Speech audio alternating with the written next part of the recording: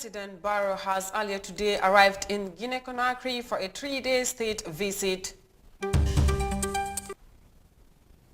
Health promotion specialist notes the danger of the Indian COVID-19 variant as more dangerous than the UK one. Pura opens 4th edition of the Bantaba Rural Community Outreach Program.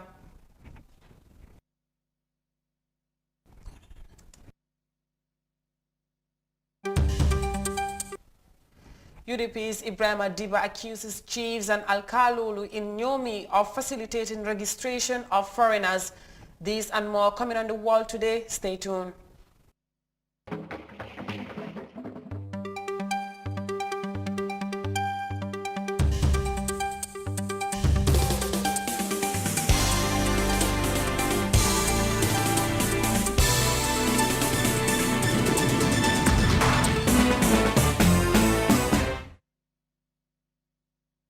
Good evening, viewers. You're watching The World Today newscast here on Africa TV with me, Sohna Tunkara. And now we begin with matters of the presidency, where President Adama Barrow has earlier today arrived in Guinea-Conakry for a 3-day state visit. President Barrow will have a tete-a-tete with his Guinean counterpart, followed by a bilateral meeting between officials of the two countries. The Gambian leader is expected to reinforce the ties between the two nations and hold talks with the Gambian community in Guinea. Guinean President Alpha Conde was among the regional leaders of ECOWAS who played an instrumental role in negotiating the terms of the sent ex-president Yahya Jammeh on exile following the 2016 political impasse in the Gambia. We'll bring you more updates of that in our subsequent news.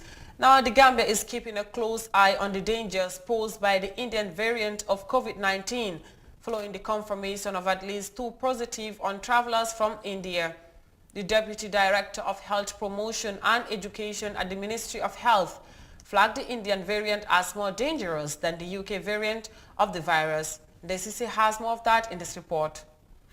COVID-19 has forced many countries, including the Gambia, to take stringent measures to contain the spread of the virus, giving birth to various degrees of economic backlash. With the outbreak of the Indian new variant in the Gambia, health authorities are so much awake to halt or better still, roll back further incidents. Deputy Director of Health Promotion and Education, Sanjal Trawale, exposed the nature of COVID-19 in the form of this variant. One can harbor the virus without knowing it for a long time. So it's not easily detectable. And you may be carrying the virus without any sign or symptom. So this is the most difficult part of it. It's unlike the other one. When we are infected, you can quickly go into some problems, like by seeing the sign or symptom.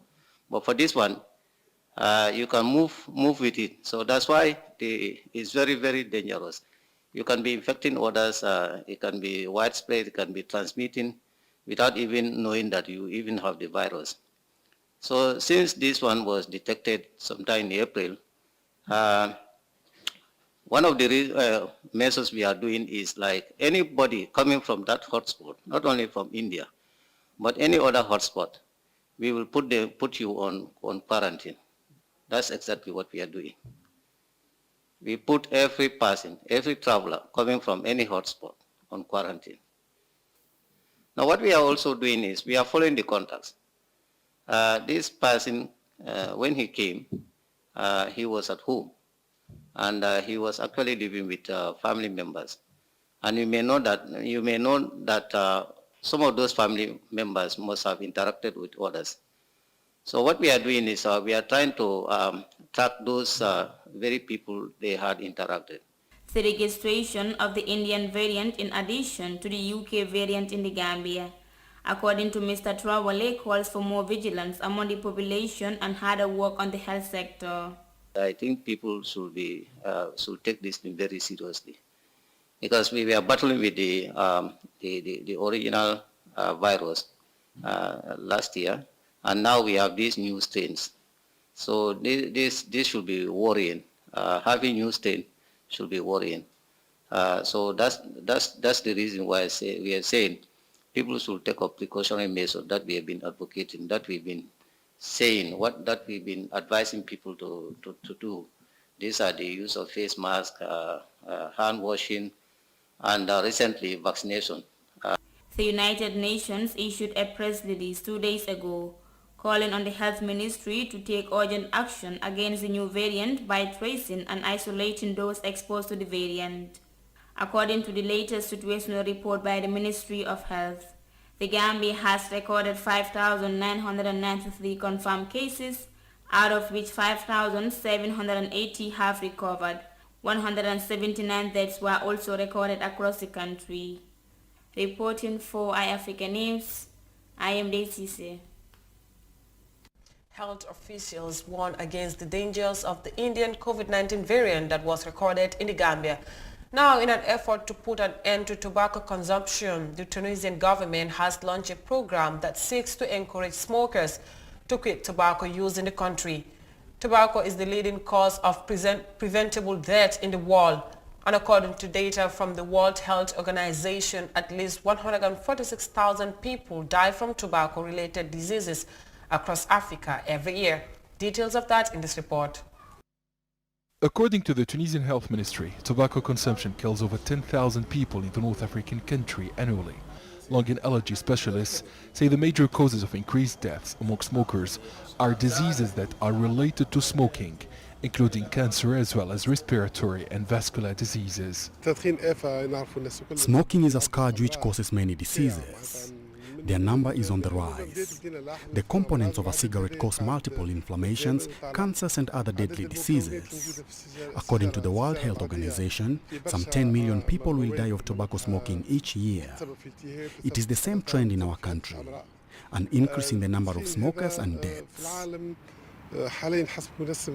Experts assert that quitting smoking before the age of 40 reduces the risk of dying from smoking-related disease by about 90%. Many Tunisians have successfully quit smoking and opted for a healthier life. Smoking was the biggest mistake of my life. I started smoking at 20 and I smoked cigarettes for over 25 years. My health deteriorated in a substantial manner. I've had a health problem which was my last wake-up call. That's how I quit smoking and opted for a healthier life. I was addicted to smoking. Now I'm addicted to sports. The Tunisian Health Ministry has launched a new program which it hopes will encourage its citizens to stop smoking. An online platform and a mobile app will be available to assist people quit smoking. Smoking cessation gives you a new opportunity to live is Tunisia's slogan for this year's World No Tobacco Day. The campaign also aims to convince the largest number of people to quit smoking to limit the risk of heart attacks or brain damage. From the report on Tunisia's tobacco intake coming back home, the Public Utilities and Regulatory Authority has on Thursday officially opened the 4th edition of the Bantaba-style forum set to be held in major villages in the rural areas. This method of discussion is adopted in ensuring equitable distribution of services to all consumers across the country. Here's latest of that in this report. As service provider regulatory body, different methods meant to deliver inclusivity to all customers is of paramount importance. Thus, PURA came up with the Bantaba-style forum that enables consumers to be informed of their rights in respect to the service they consume on a daily basis. Yusufa M. Job, Director General of PURA, said this mode of operation has yielded positive results since inception. The authority recognized this and established the Consumer Parliament, which was employed mostly in the urban areas.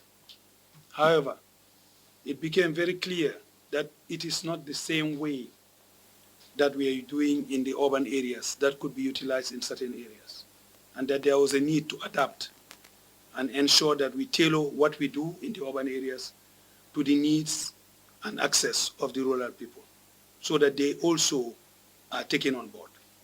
And this was the main issue of the setup of the Bantaba, from what I understand. And therefore, it is essential that the same equally effective method is used and designed to ensure that the regulated services are available throughout the country. The 10-day outreach program will avail at least 23 villages the opportunity to directly converge with officials from different service providers as the Greater Banjul areas takes the format of the Consumer Parliament, which house both consumers and stakeholders in a National Assembly setting. Rural areas will be conducted in social networking format known as the Bantaba. This, according to Alu Momodungom, Chairman Pura Board of Directors, is supported by the Pura Act. The Pura Act requires the authorities to ensure that services are provided throughout the country, irrespective of geographic location, and that the interests of all users of the regulated services are protected with respect to price, quality, and variety of services, amongst other considerations. Pura since inception has been manning the position to regulate the sector of telecom, the internet, water, electricity, and of recent petroleum. This rare occasion is expected to enable consumers to get face-to-face with their service providers in resolving their ongoing problems. For African News, Sohna Tunkara. Officials of Pura and other service operators have embarked on a journey to have a Bantaba forum discussion with rural consumers. Now, in order to strengthen an integrated approach to peace and security in the Sahel through a gendered lens, the countries in the Sahel region, together with relevant partners, have launched the group of Friends of Women of the Sahel on the occasion of an area formula meeting of the Security Council. The move is initiated by diplomats from Niger, Chad, Mali and Mauritania, and partners from the African Union and European Union. And according to the concept, progress will be more sustainable, inclusive, faster and greener if women and girls are meaningfully involved. Details of that in this report. With report to 80% of its people living on less than $2 a day. Poverty is more widespread in the Sahel than in most parts of Africa. The Sahel is also home to one of the highest population growth rate in the world. Announcing the creation of the group of Friends of Women in the Sahel, Niger's Ambassador Abdul Abari said, "No society can possibly hope to prosper today in the 21st century if it systematically excludes half of its population." If peace is a collective issue, why should it be discussed and consolidated without women? The major challenges that affect the Sahel, from insecurity, the impact of climate change, or economic development challenges, have a disproportionate impact on women and girls and amplify existing inequalities. If women and girls are the first victims of humanitarian crisis, insecurity and other disasters, they are also at the origin of major changes and often are the first responders. The Nigerian diplomat outlined the new group of friends, co-chaired members. As a concrete outcome of the discussion, a new group of Friends of Women of the Sahel was created. Co-chaired by Niger, the African Union and the European Union, the group of Friends will inform the discourse, policy and practice on and in the Sahel by facilitating exchanges with women of the Sahel and promoting their participation in all relevant processes. The United Nations Special Coordinator for Development in the Sahel, Abdoulaye Mal, assured the women of their immense support. In our initial programs, when we started 1325, Resolution 1325, we're focusing on women as beneficiaries. The shift of mind is women as agency. You're seeing now many women at the helm in political power, in economic power, leading private sector. The Fund of Women in the Sahel will be supporting these positive dynamics. The people of the Sahel are forging networks and collaborations that will help them to overcome the challenges of insecurity and climate change that are besetting Africa's most vulnerable regions. The Sahel is a vast semi-arid region of Africa separating the Sahara Desert to the north and tropical forests and savannas to the north, characterized by harsh weather and periodic drought.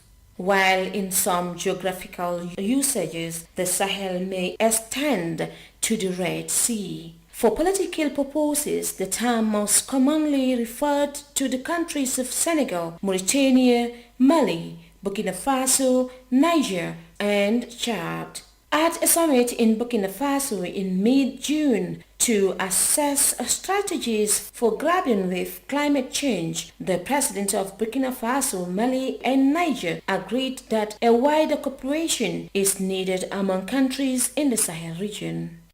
For African News, Binta Jallo. From a report by Binta Jallo on Sahel region, we will now go with a short commercial break and the news continues.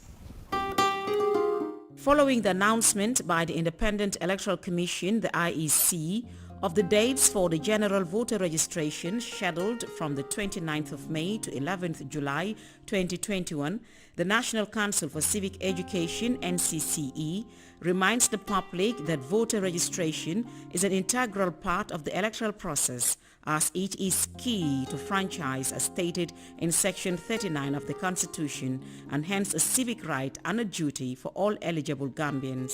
The NCCE therefore encourages every eligible citizen to fully participate in this crucial national exercise, as it is the basis for any credible and participatory election. The National Council for Civic Education informs the public that to register and acquire a voter's card in the upcoming general voter registration exercise, one has to prove your Gambian citizenship by producing one of the following documents as stated in Section 12 of the Elections Act: birth certificate, ID card, passport, or alcalo or district chief attestation. As the Gambia prepares for this very important national exercise, the National Council for Civic Education reminds the public to stay away from any altercation and refrain from the use of abusive language, provocative actions, intimidations, thugs, and physical confrontation at all times, as these contravene the laws of the Gambia. The public is encouraged to follow due process to seek redress when the need arises during the period to ensure that peace and stability prevail throughout the process. Voter's card is your key to franchise. Register to vote and vote wisely. This message is brought to you by the National Council for Civic Education, NCCE, with support from the United Nations Development Programme. The pride we take in our brand, the work we put into constantly change the landscape and elevate real estate in the Gambia, it's compared to none. From inception, our goal was to add value to the beautiful Gambian landscape. That's why we are proud innovators of community estates. Kololi Sands is an exceptional piece of work, tailored for ultimate convenience and luxury, to bring you an element of finesse that is rare but unique in its own. This is also our pride and joy, and we welcome you to the exquisite beauty right here in Kololi and right here on the waterfront. Kololi Sands, feel the ocean breeze at your doorstep.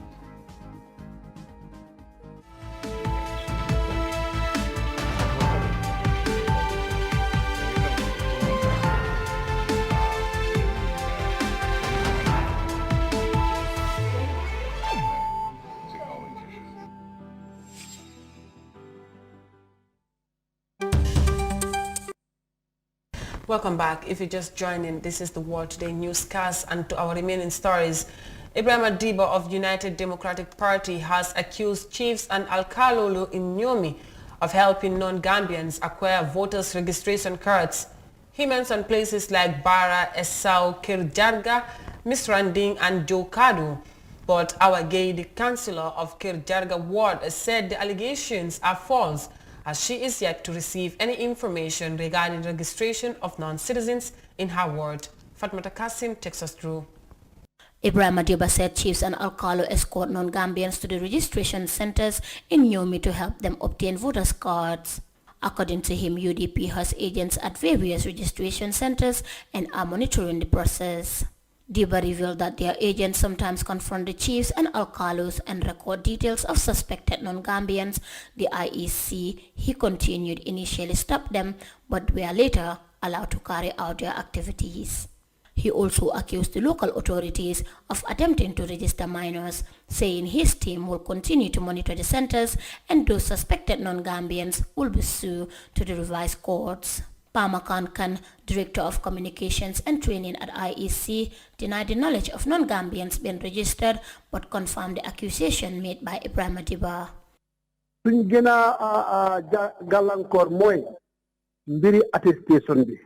The problem is with the issuance of attestation. You will see an underage being given an attestation to get a voter's card. That's a big problem out here. The law says voters' cards should be issued only to those that have 18 years and above. And if at all the person will turn 18 before the election date, they are allowed to get a voter's card. But now, if you want to register underage, I think that's a big problem. Khan is convinced that the IEC will soon issue a press release about the situation as it could further tarnish the image of the process. Commission the IEC nañ Guinea and Guinea moy press release wa pour ñaax nit yi ñu bàyyi jikko yoyu nonu. I know very soon the IEC will issue a press release about the situation because this won't take us anywhere and it can spoil the process. As the saying goes, elections are not a child's play. So we don't want the underages to interfere in an election process. And that's where we stand. We are urging the alcalos as well not to give an attestation to the minors because that's not right. However, our Gay, the councillor for the Kirjarga ward, who won the seat in the last by-election under the NPP ticket, refuted the allegation. She said the chiefs and alcalos don't help people obtain voters' cards. To her, the agents from various parties are present in all centers, and if anything of such happened, it would have been communicated to all. She said all of them are close acquaintances, therefore such cannot happen without their notice. She said it surprised her when she heard Kirjarga mentioned among the places, saying the chief of Kirjarga isn't around as he has traveled. Section 39 of the 1997 Constitution gives voting rights to only Gambian citizens that are 18 years and above to register and vote in elections, while Section 41 outlines registration of voters for election, duties of officers responsible for registration and equal access to public facilities and the media by candidates. For iAfrica News, I am Fatoumata Kasim. UDP's Ibrahim Adiba accuses chiefs and alcalos in Niamey of voter registration malpractice. Now we move on with no peace in sight after decades of conflict. Gender inequality remains to be a reality in Afghanistan because of Taliban's strict rules restricting women's rights. In an effort to break that gender gap, Selim Shams decided to set up a university to help the less privileged study. Details of that in this report. Simin Shams hails from a prominent Afghan family and, like many other wealthy children here, she could have left the country. She admits to considering it until age 16, when she thought of all the other girls in the country who weren't as lucky. I stopped thinking about going abroad for my studies and decided to create an environment for everyone that I wanted for myself. A university that can offer trust, security and credibility. I thought I had to build it. Build it she did, with help from her sister, who, like Simin, went on to get a degree at the university they founded. I think we've built the first women-led private university in Afghan history. Her goal now is to ensure equal representation for women among faculty, staff and students, a goal that makes a difference far beyond the campus grounds. Afghanistan has witnessed war for a long time. It needs progress just like other countries. It needs women doctors because there are many rural areas who don't allow their wives to go to a male doctor. When the Taliban ruled Afghanistan, people lived in poverty. There was no access to modern medicine, no political stability or freedom of expression, and without any doubt, those who suffered most were women, who were banned from leaving the house. Education for women was out of the question. It's still a tough sell in this deeply conservative nation. A female founder in an educational organization helps attract more women to education. Families with tough restrictions on their daughters can know that there are institutions that can be trusted. Simin's sister Setara now runs her own skincare center. She wants beauty to fill the void of the rigid intolerance peddled by the Taliban. I know the Taliban. Their name has been mixed with destruction and decay for more than 20 or nearly 30 years. From the destruction of cities to our homeland to everything. They've splashed acid on women's faces. They're against beauty. Both sisters worry about a peace deal with the Taliban that hands too much power to the group. Even now, Simin must travel in a bulletproof car. There is always an armed guard present. After work each day, Simin spends time with her horses. I totally forget about stress of university, stress of the problems of country, politics, everything. I just clear from my mind. A brief respite. For despite the incredible achievements Simin and women like her have achieved in Afghanistan, she says the real work has only just begun. Shinim Sham opens a university to help the less privileged women study in Afghanistan. Well, that report ends the world today. Gambia 24 is up next with Mariama Cham at 19:30 GMT. For more national stories, you can catch up with her. I am Sohna Tunka. Thanks for watching and bye for now.